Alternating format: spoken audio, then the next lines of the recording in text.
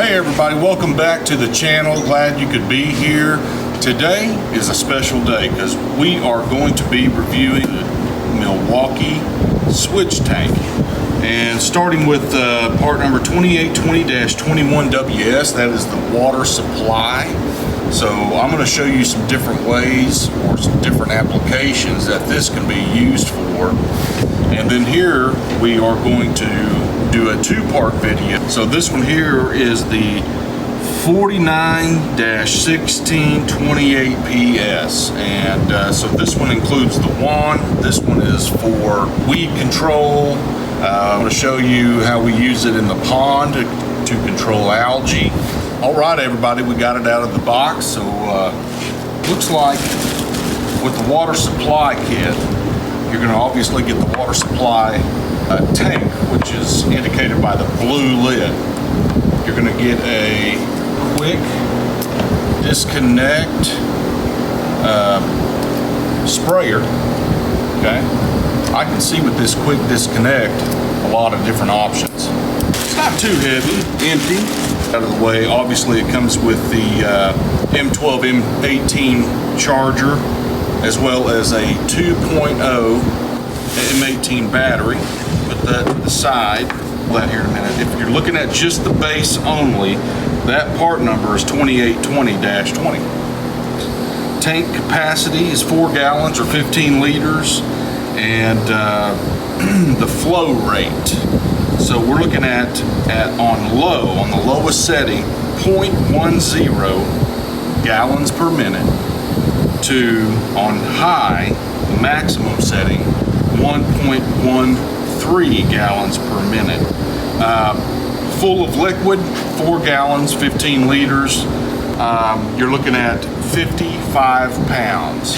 So 55 pounds hooked on properly with the shoulder and waist strap. That weight really shouldn't be a problem. Now, some other interesting statistics. That 2.0 battery, fully charged, will drain this 11 times. So sounds crazy, but we're going to use this 2.0 battery today and see just exactly how far. So let's get into some of the details here. This tank again has the blue lid. That is your water supply, and unbuckles here. There's the same buckle here in the back. Move this out of the way, and this tank will come off.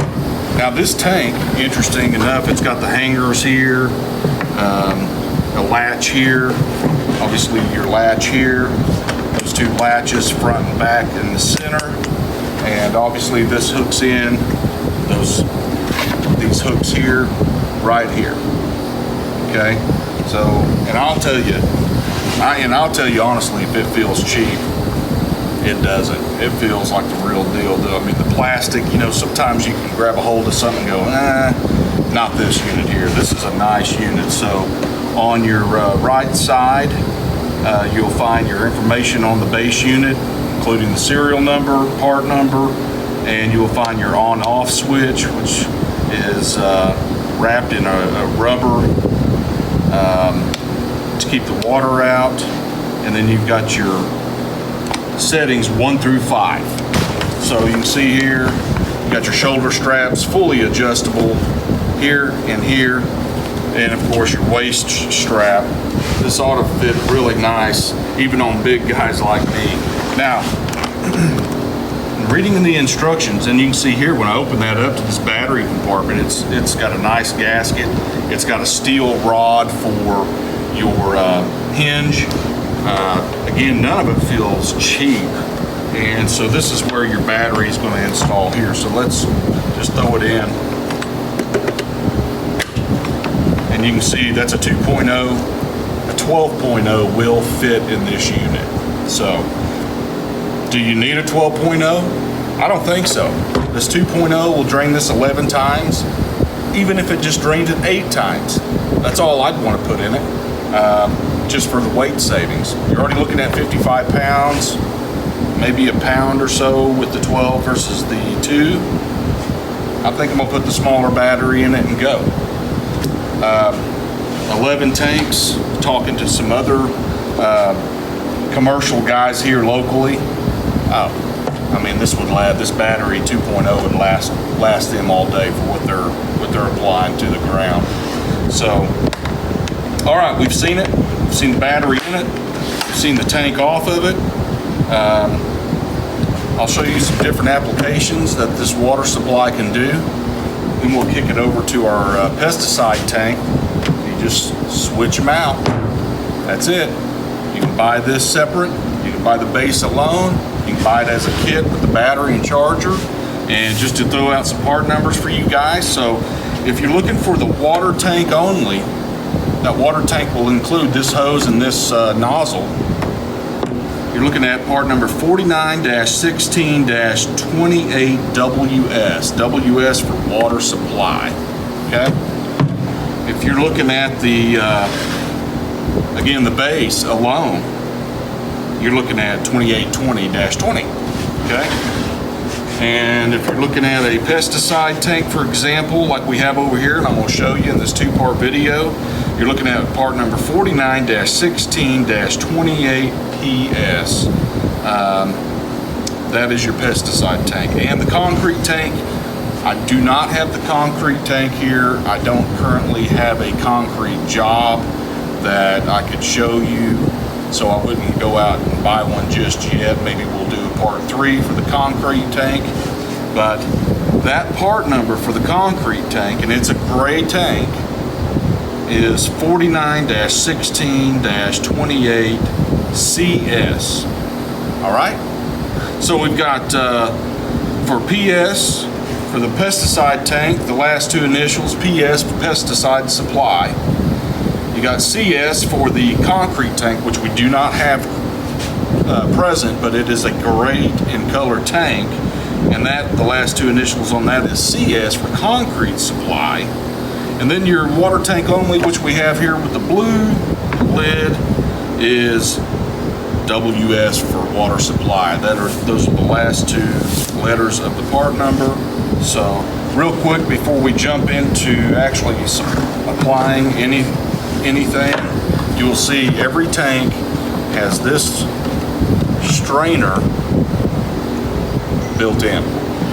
So, and it's a wide mouth. I love that. Some of the pesticides, well, most of the stuff we buy is in bulk, and the openings are quite large, so it's, you know, liable to throw out a lot of fluid at one time. So this is perfect. And so we'll come back to this here in just a few minutes in the next clip, and I'll show you a couple of different applications for this water supply. I think you'll find interesting. That is outside of its norm. She had a criminal background check and claims the defendant has been arrested for prostitution, theft, and fraud. And she lost custody of all 7 children. And he's suing for her car insurance.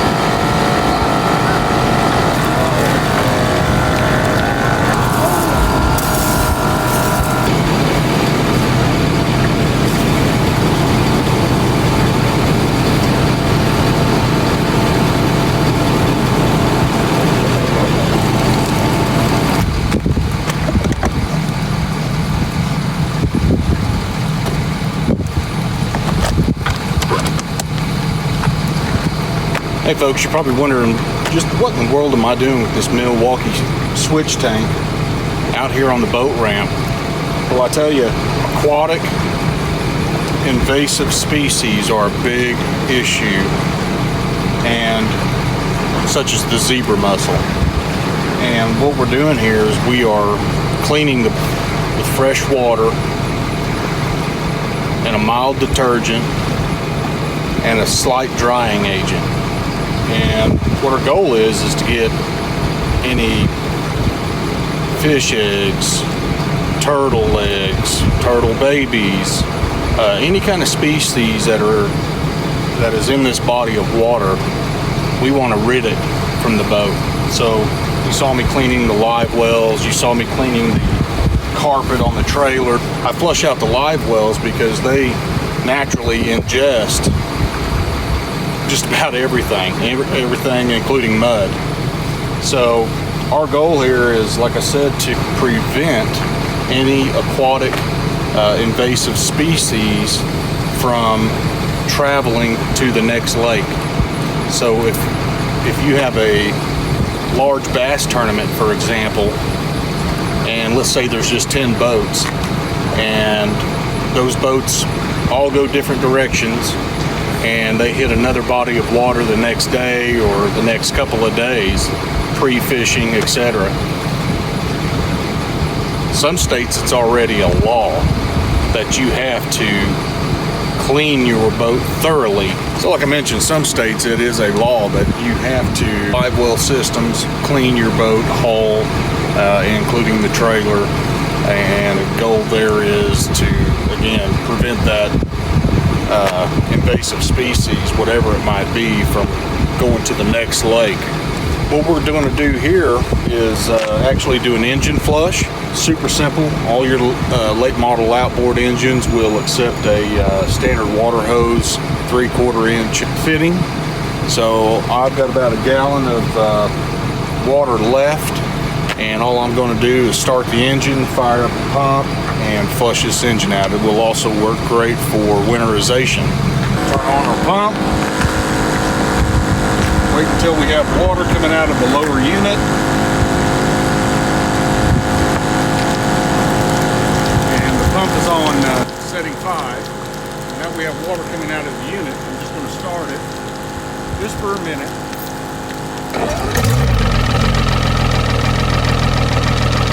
We're going to let that engine pull that water in and discharge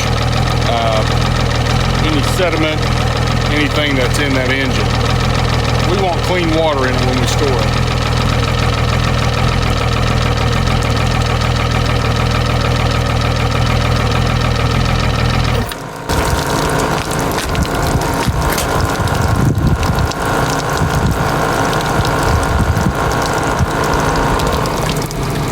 Now that engine was hot coming out of the lake here, so what that's done is allowed for that thermostat to open.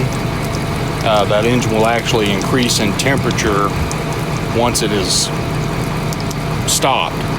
Therefore, while I have the water supply hooked up to it, it will allow it to, instead of immediately running the water back out, it will actually pull that water in via the thermostat opening and allow that water to enter the engine and flush out all those contaminants as well. So I feel pretty good about it.